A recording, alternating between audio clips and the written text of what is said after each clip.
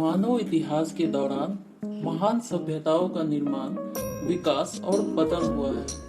इनमें से कई इतिहासकारों द्वारा अच्छी तरह से उल्लेखित किए गए हैं और बाद की सभ्यताएं उनके उत्थान और पतन को ट्रैक करने में सक्षम रही है। लेकिन लगता है कि कुछ अचानक गायब हो गए हैं।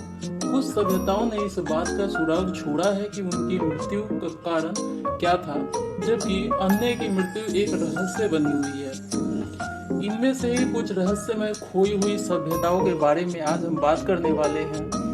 तो नमस्कार दोस्तों, स्वागत है आपका हमारे चैनल में। दोस्तों, इस वीडियो के अंत तक जरूर बने रहें। बात करते हैं सबसे पहली सभ्यता माया सभ्यता के बारे में। अपनी ऊंचाई पर माया साम्राज्य पूरे युकाटन प्रायद्वीप, आधुनिक ग्वाटेमाला, बेलीज और मैक्सिको के कुछ हिस्सों में फैल गया, जिससे यह अपने समय की सबसे प्रमुख सभ्यताओं में से एक बन गया। माया सभ्यता काफी उन्नत थी। उन्होंने उल्लेखनीय इंजीनियरिंग कौशल का प्रदर्शन किया और जटिल गणित का इस्तेमाल किया। सभ्यता खुद को बनाए रखने में असमर्थ दिखाई दी और लगभग 900 सीई में नाटकीय गिरावट का अनुभव किया गया। अब पुरातत्वविदों का मानना है कि माया लोग जलवायु परिवर्तन के साथ साथ चल रहे युद्ध के शिकार थे, जिसके परिणाम स्वरूप अकाल पड़ा, जिससे उनके बड़े शहरों से पलायन को मजबूर होना पड़ा। ग्रामीण इलाकों की कमी, संसाधनों में कमी की वजह से इनका पतन हुआ होगा, ऐसा अनुमान लगाया जाता है। दूसरे नंबर पे है खमेर साम्राज्य। दुनिया के दूसरी तरफ खमेर साम्राज्य आधुनिक कंबोडिया में फैल गया था।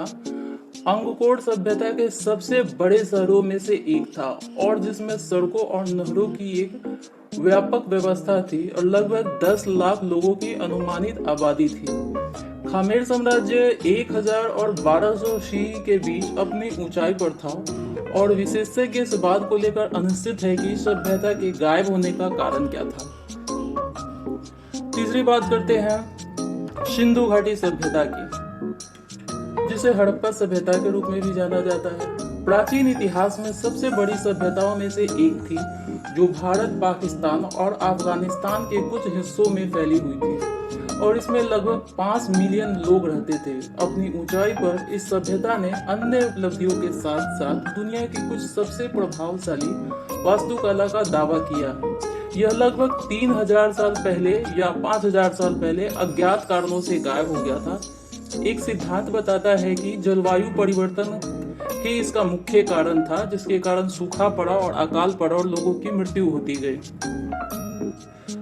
बात करते हैं अब ईस्टर द्वीप यानी पर्व द्वीप के बारे में।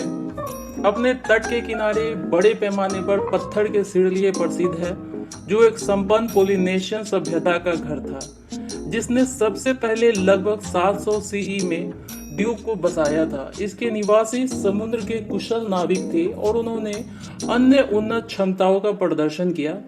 कुछ अनुमान लगाते हैं कि घटते प्राकृतिक संसाधनों के कारण इस सभ्यता का पतन हो सकता है। रोग और अन्य कारकों ने भी महत्वपूर्ण भूमिका निभाई हो सकती है।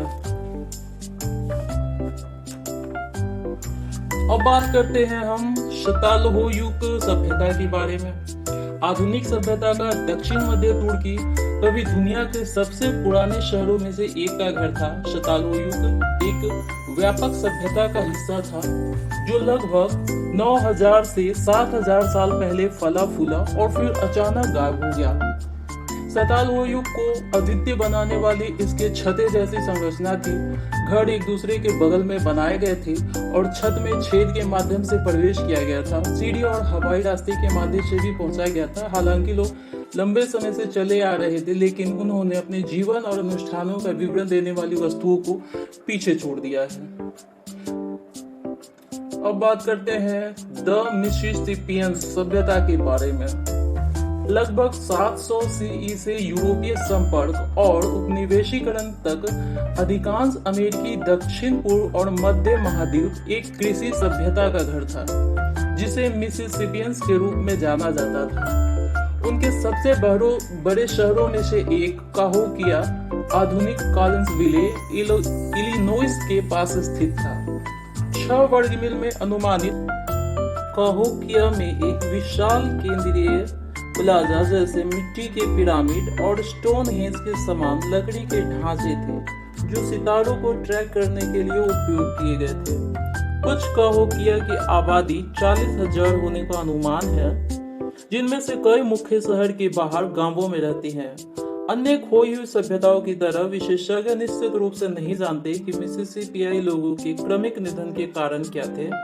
ऐसा अनुमान लगाया जाता है कि जलवायु परिवर्तन, अकाल और सूखा इस सभ्यता के विनाश का कारण हो सकता है।